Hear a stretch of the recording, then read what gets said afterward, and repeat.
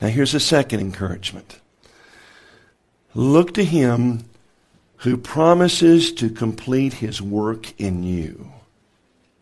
Philippians chapter 1 and verse 6. Being confident of this very thing, that he which hath begun a good work in you shall perform it until the day of Jesus Christ.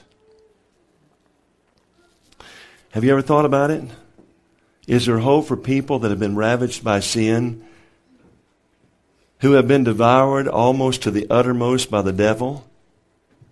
Well, ask a few of the biblical characters.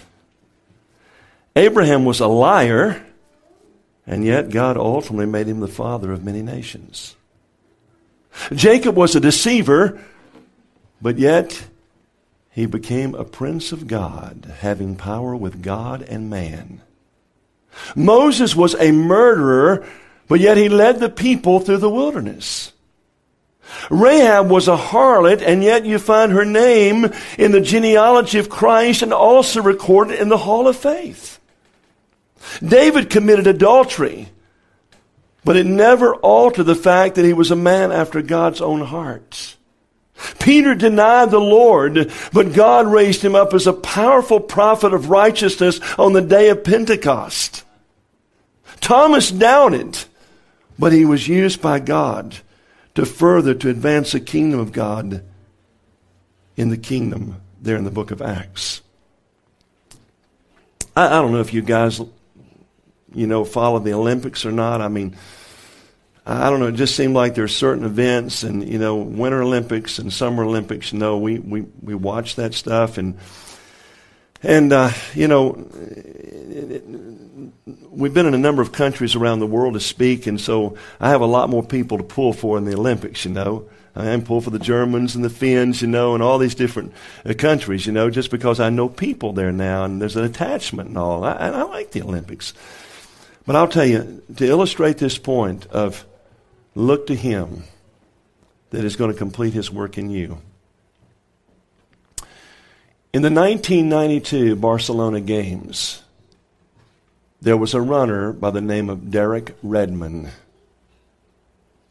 He was predicted to medal in the 400 meters. He had just blown everybody away in his first qualifying round, and he advanced. But in the second qualifying round, halfway around the track, his hamstring snapped. He just collapsed on the field. And all the runners just shot past him. All of his hope of winning a medal and perhaps even the gold was just dashed in just a split second. He gets up and all the paramedics are coming out and officials and they're trying to help him and he's pushing them back. And you can see the tears just coursing across his cheeks. I mean, the pain you feel for him, not only physically but also the disappointment. And here he is, he starts limping down the track, and then he starts just hobbling on one foot. And all the people in the stands, 65,000, start standing to their feet and giving him a standing ovation. And suddenly he stumbles again.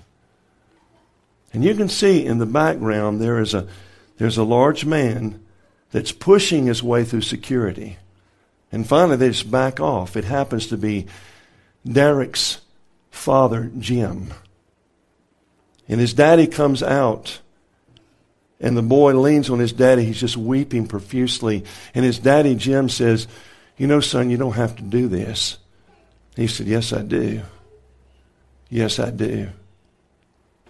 And so the father looked at him and says, well, we'll do it together.